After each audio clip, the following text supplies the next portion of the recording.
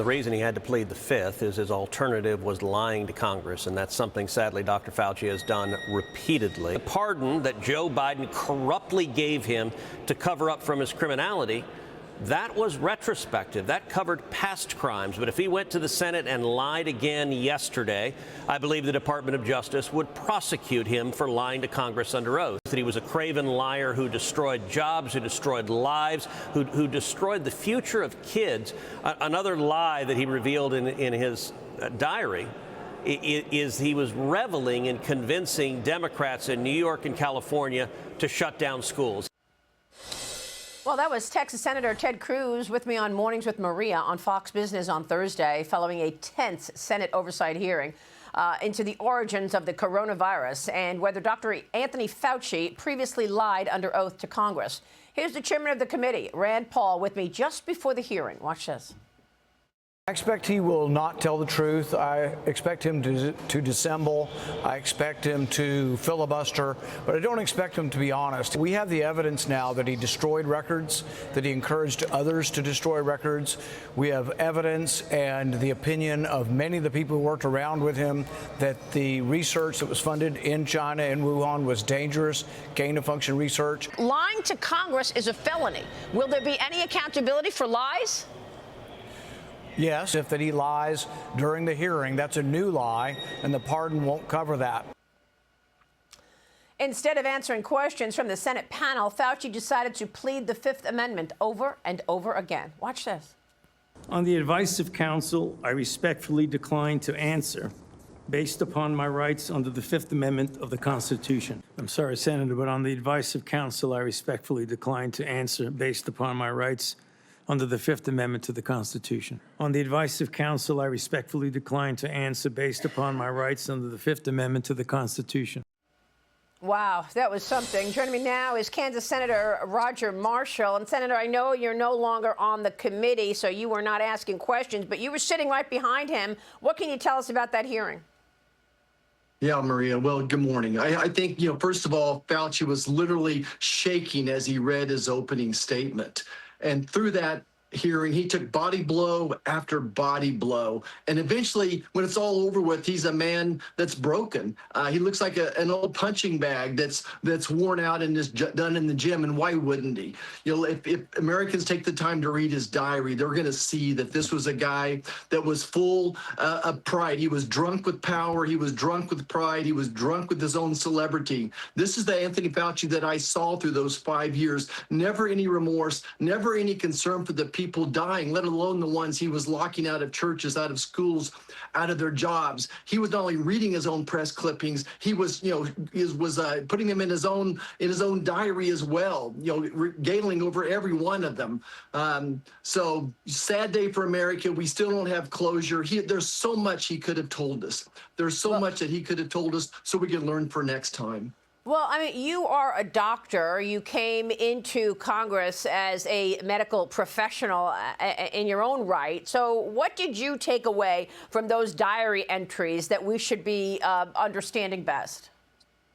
Right. So again, he writes in his diary one thing, but tells America something else. The end of January 2020, he is sitting there saying there's no way that this virus came from this wet market, that it was a spreader event. And oh, by the way, this biosecurity level 4 lab is just like a couple blocks away. So which one do you think is more likely? That a bat traveled 2,000 miles, got off on a bus, and then suddenly got into that market? Or do you think it was leaked from the lab 4 blocks away? So he says one thing to his diary, something else to us. On February the 1st, he has a phone call with the 12, the best scientists in the world on this gain-of-function research. 10 of the 12 tell us that they think it came from a laboratory, but he tells the president, he tells all of us that he thinks that this came from this wet market. So he lied, and he lied again to protect his own reputation. Well, I mean, and that's what I don't understand. I mean, if he continually lies under oath, that's a felony, and we haven't seen any accountability for it.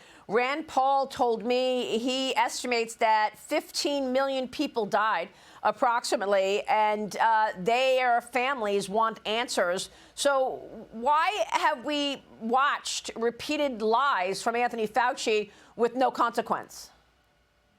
Right. And beyond that, 20 million Americans still have long COVID, including one of my loved ones. So those people deserve answers as well. But this is why I'm calling for a special counsel. We need to get this out of Washington, get the politics out of it, and then go back and build this case that Anthony Fauci, for over 20 years, funded gain-of-function research. Then he led this cover-up as well. Then we got to get into the auto pen pardon. By the way, this was the auto pen pardon, so maybe he's not immune from what he said in the past. Look, this guy's slick. He's lawyered up. I don't know that if we can throw him in jail over this, but I think that certainly a special counsel needs to get a hold of this. There's no way we can address this in one morning hearing in Congress. I mean, they used extreme positioning of Fauci to reshape so much, reshape the way we think about a pandemic, how to care for ourselves, reshape election laws, changing outcomes,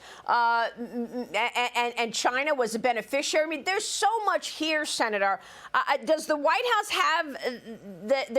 have they retrieved any documentation? Have you retrieved any documentation that shows that Fauci was aware, that Joe Biden was aware, and could the DOJ test the validity of that pardon?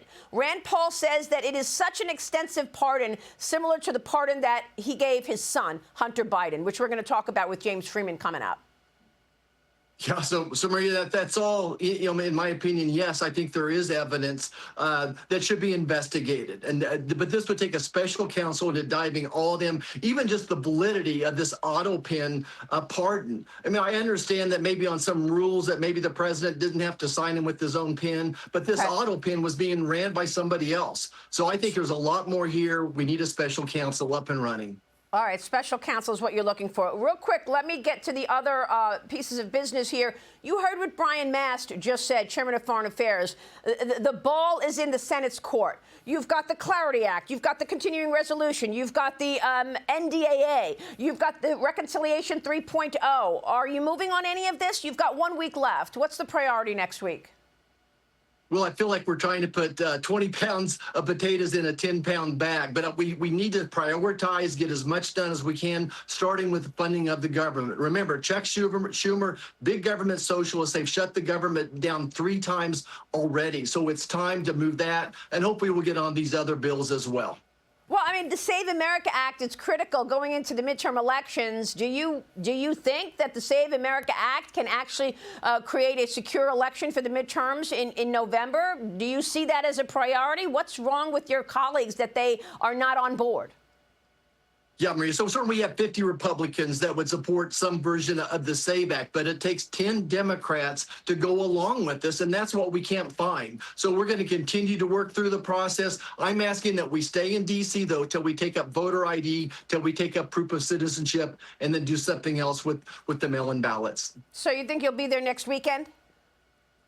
I do. I think we'll be doing good to get done next weekend at the earliest. All right, Senator, thanks very much for being here this morning. We'll be watching your work. Be sure to like and subscribe for all the Fox News latest on YouTube and catch full shows streaming now on Fox One.